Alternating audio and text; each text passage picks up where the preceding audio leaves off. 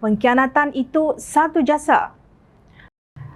Kerana pengkhianatan bersatu, pimpinan Tan Sri Mahyadin Mat Yassin bersama kumpulan Datuk Seri Muhammad Azmin Ali daripada Keadilan memberi peluang kepada UMNO dan PAS untuk menjadi kerajaan. Namun, Timbalan Presiden PAS Datuk Seri Ustaz Tuan Ibrahim Tuan Man melihat tindakan bersatu itu sebagai amat berjasa.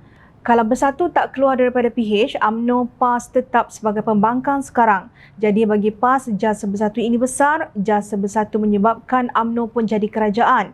PAS jadi kerajaan. Demikian kata Tuan Ibrahim ketika bersiaran dalam rancangan Feng Ren Guan dikendalikan oleh aktivis sosial Lung Chi Feng pada 29 Ogos.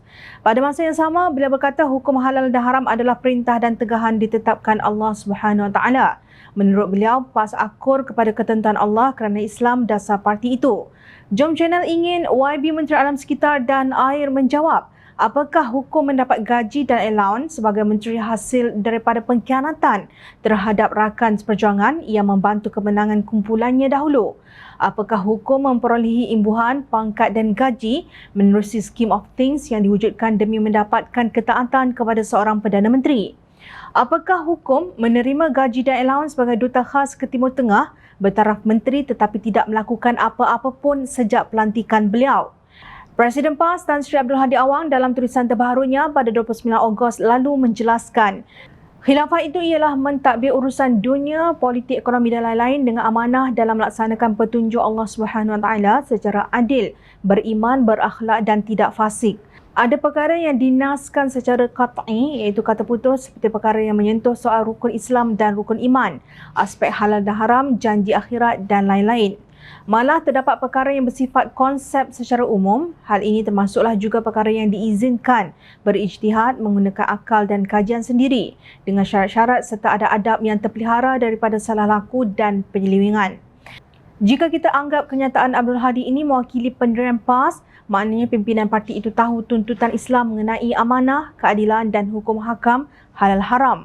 Tetapi apa yang mereka lakukan demi mencapai kuasa untuk mentadbir sebuah negara ialah menerusi persengkokolan dengan pengkhianat dan kleptokrat, iaitu gerombolan yang melakukan penyelewengan dalam pentadbiran negara yang juga disedari oleh Abdul Hadi menerusi tulisannya.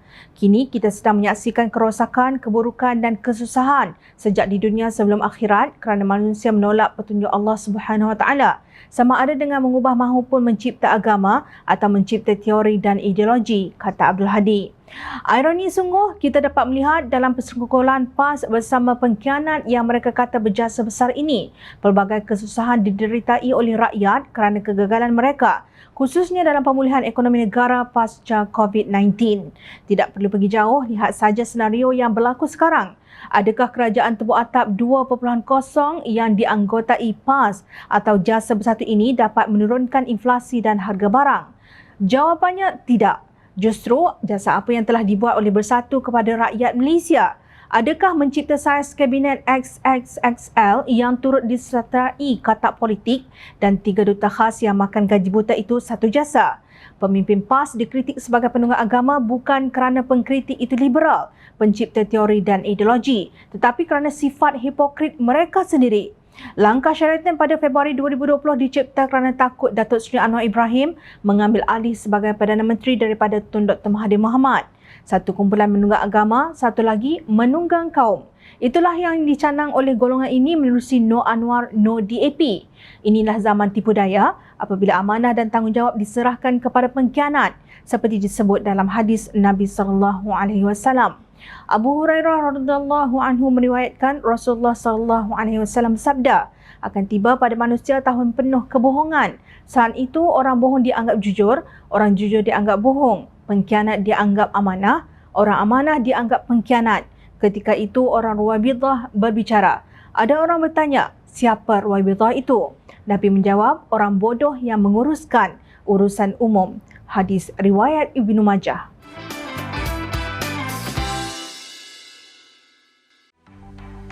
Mencari maklumat dan berita politik yang bebas, kupasan yang tepat, panas.